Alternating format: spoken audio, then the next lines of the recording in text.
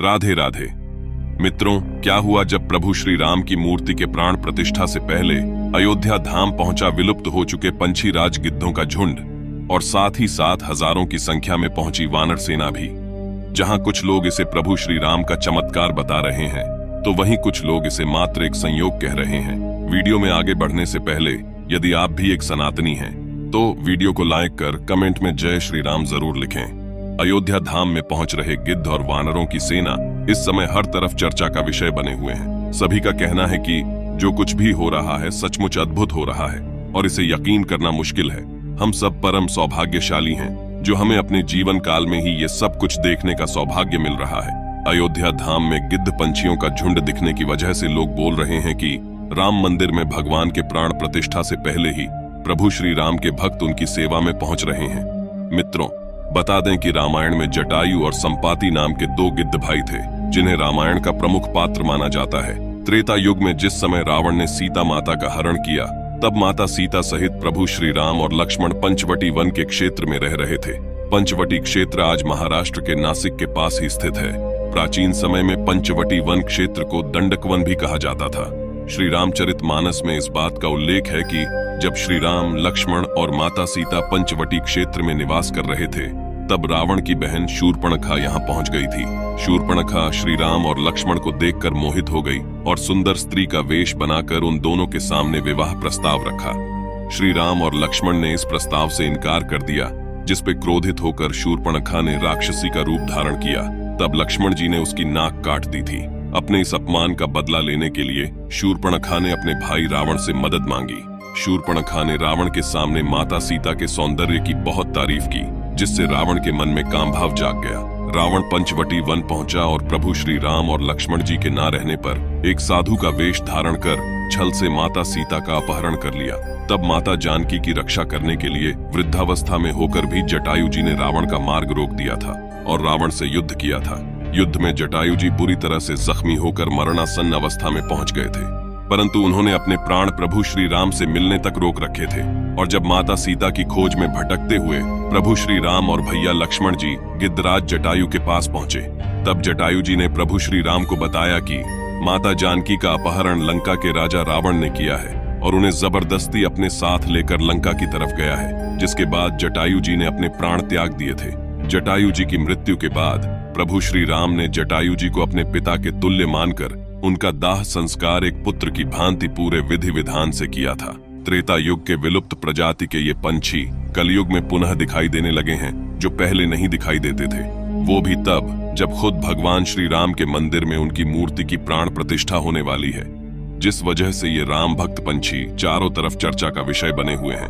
Twitter, Facebook, Instagram से लगाए हर जगह इन पंछियों के फोटो और वीडियो वायरल हो रहे हैं। सबके मन में बस यही सवाल है कि गायब हो चुके पंछियों की ये प्रजाति अचानक कहां से आ गई, वो भी झुंड में।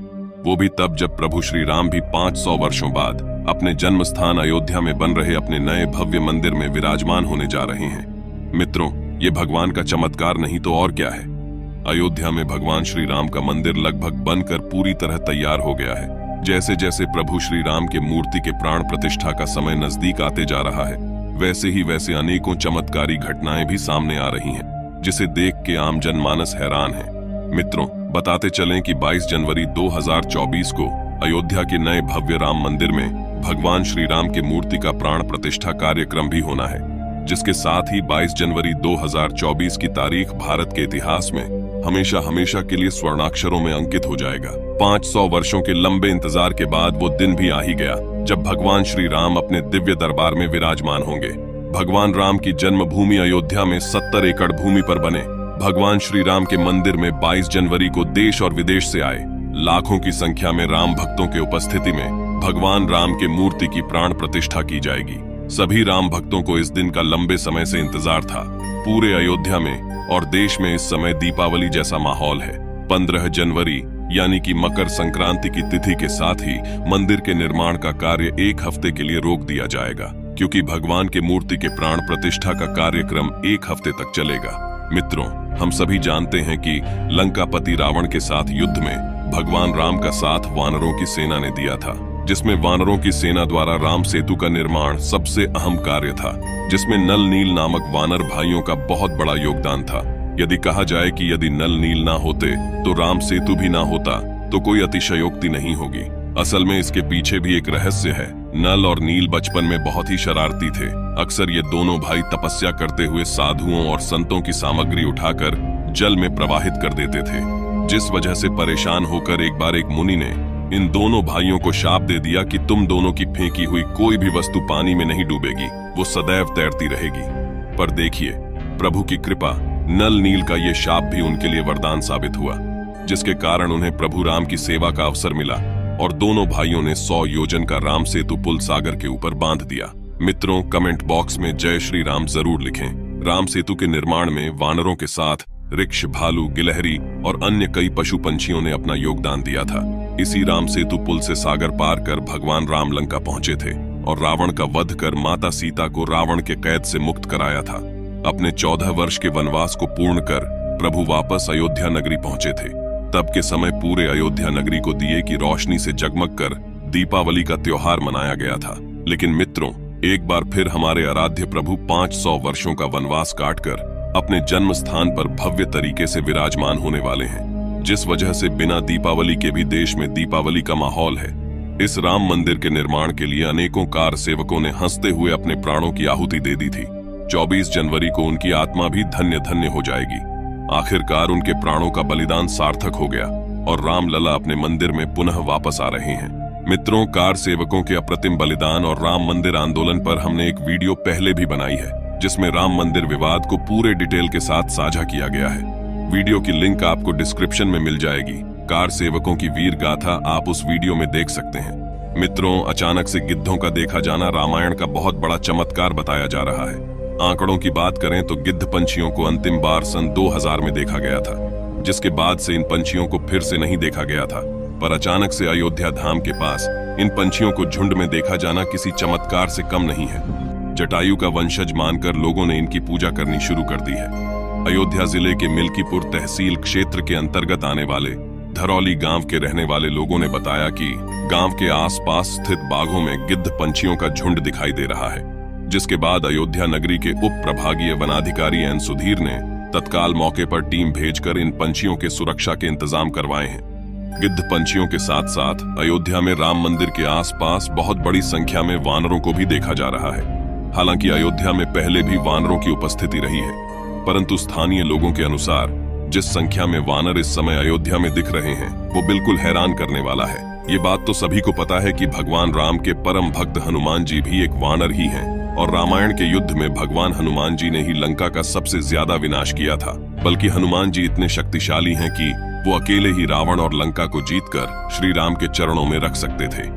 रामायण काल में जितने भी असंभव कार्य थे, हनुमान जी ने बड़ी ही सहजता के साथ सभी कार्यों को सहज कर दिया था। चाहे वो विशाल समुद्र को लांघना हो, सोने की लंका को जलाना हो, या फिर रातों रात संजीवनी बूटी लाना हो, हनुमान जी ने इन सभी असंभव कार्य को संभव कर दिया था। आज भी भगवान राम का प्रेम वानरों को सहज ही प्राप्त है। अयोध्या के लोगों के अनुसार अयोध्या में अप्रत्याशित रूप से प्रतिदिन वानरों की उपस्थिति बढ़ते ही जा रही है। सभी लोग इन वानरों और गिद्धों को राम मंदिर में प्रभु की मूर्ति की प्राण प्रतिष्ठा में और प्रभु की सेवा में आए हुए मेहमान मान रहे हैं। मित्रों, आपको क्या लगता है, ये प्रभु का चमत्कार है या सिर्फ एक संयोग है? हालांकि अपने देश भारत में ऐसे लोगों की कमी नहीं है जो न सिर्फ रामायण को बल्कि प्रभु श्री राम को भी काल्पनिक कहानी भर मानते हैं। लेकिन समय समय पर जब रामायण काल से जुड़े हुए साक्ष्य सामने आए हैं, तो यह सभी महारथी कहीं गायब से हो जाते हैं। एक ओर जहां अपने ही देश में भगवान को काल्पनिक कहा जाता है, वहीं दूसरी ओर विदेश की चर्चित यूनिवर्सिटी ऑक्सफोर्ड ने हिंदू स्टडीज सेंटर की एक अलग फैकल्टी बनाई है, जिसके अंतर्गत वे हिंदू धर्म, संस्कृत और योग शिक्षा की पढ़ाई के कोर्स संचालित करते हैं। आपको जानकर हैरानी होगी कि साउथ अफ्रीका के क्रिकेट खिलाड़ी केशव महाराज, जिनका जन्म साउथ अफ्रीका के ही डरबन में हुआ है, वे कहते हैं कि भगवान श्री राम मेरी सबसे बड़ी ताकत है।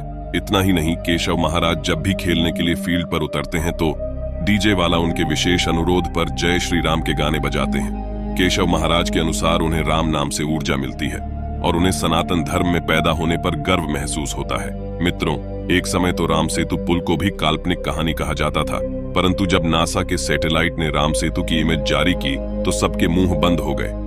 शोध करने पे पता चला कि ये कोई प्राकृतिक पुल नहीं है, बल्कि इसे इंसानों द्वारा बनाया गया है। पत्थरों से जब इसकी उम्र का पता लगाया गया तो इस पुल की उम्र त्रेता युग की आई। दोस्तों, आप में से बहुत से लोग इस बात को नहीं जानते होंगे कि भगवान राम के पृथ्वी लोक से जाने के बाद अयोध्या नगरी उजाड़ हो गई थी। कालांतर में उज्जैन के राजा विक्रमादित्य ने यहाँ पर पहले भी भगवान श्री राम का एक भव्य मंदिर बनवाया था, जिसे मुगल आक्रांता बाबर के द्वारा तोड़वाकर बाबरी मस्जिद का निर्माण कराया गया था, बाद में जिसे कार सेवकों ने तोड़ डाला था। लंबे समय तक कोर्ट केस की सुनवाई के बाद रामलला के मंदिर को पुनर्निर्मित करने का आदेश आया, जिसके बाद से ही राम मंदिर के भव्य निर्माण का कार्य चल रहा है। मित्रों, राम मंदिर के निर्माण की बात की जाए तो सिर्फ देश से ही नहीं बल्कि विदेशों से भी लोग इसमें बढ़ चढ़ के हिस्सा ले रहे हैं। बता दें कि राम मंदिर निर्माण के लिए सबसे पहले विदेशी चंदा अमेरिका से आया था। अमेरिका से एक राम भक्त ने मंदिर निर्माण के लिए 11,000 रुपए मंदिर ट्रस्ट को दान स्वरूप भेजे थे। अभी तक राम मंदिर ट्रस्ट में 5500 करोड़ से अधिक की दान राशि जमा हो चुकी है और राम भक्त निरंतर दान कर ही रहे हैं। अगर बात करें अपने देश की तो सबसे ज्यादा दान प्रसिद्ध पूजनीय मोरारी बापूजी ने 12 करोड़ रुपए का दान किया है। नेपाल, जो कि भारत का पड़ोसी देश और हिंदू राष्ट्र है, उसने भगवान राम के मूर्ति के निर्माण के लिए काली गंडकी तट से 2 विशाल शिलाएं अयोध्या भेजवाई थीं, जिनमें से एक शिला का वजन 14 टन जबकि दूसरी शिला का वजन 27 टन था। शुरुआत में जनकपुर के जानकी मंदिर से आए इन पत्थरों से प्रभु श्री राम की मूर्ति बनाने की बात सामने आई थी, लेकिन बाद में पता चला कि यह शिलाएं राम मूर्ति के निर्माण के लिए उचित नहीं थी। संतों का कहना था कि काली नदी की चट्टानें शालिग्राम के तुल्य होती हैं, इसलिए इन चट्टानों को नहीं तोड़ा जाना चाहिए। हालांकि अयोध्या आए हुए नेपाल के प्रतिनिधियों ने बताया कि 14 टन की चट्टान को शालिग्राम का रूप मानकर उसे नहीं तोड़ा गया, लेकिन 27 टन की चट्टान से मूर्ति बनाने की कोशिश की गई थी, लेकिन 27 टन वाली शिला मूर्ति बनाने के योग्य नहीं थी, जिसके बाद इन दोनों शिलाओं को राम मंदिर निर्माण स्थल के पास ही रख दिया गया है। मीडिया के अनुसार राम मंदिर के गर्भगृह में रखने के लिए देश की अलग अलग जगहों से लाए गए पत्थरों से 3 मूर्तियां बनाई गई हैं। इनमें से सबसे अच्छी मूर्ति का चयन कर उसे गर्भगृह में स्थापित किया जाएगा। राम मंदिर का इतिहास सदियों पुराना रहा है। वर्षों के संघर्षों के बाद अब जाकर प्रभु की मूर्ति के प्राण प्रतिष्ठा होने वाली है, जिसके लिए अनगिनत कार सेवकों ने अपने प्राणों की आहुति दी है। आशा है कि आपको वीडियो पसंद आई होगी। ऐसे ही और रोचक तथ्य की जानकारी के लिए हमें सब्सक्राइब करें। मिलते हैं फिर अगली वीडियो में एक और रोचक जानकारी के साथ। तब तक के लिए राधे राधे।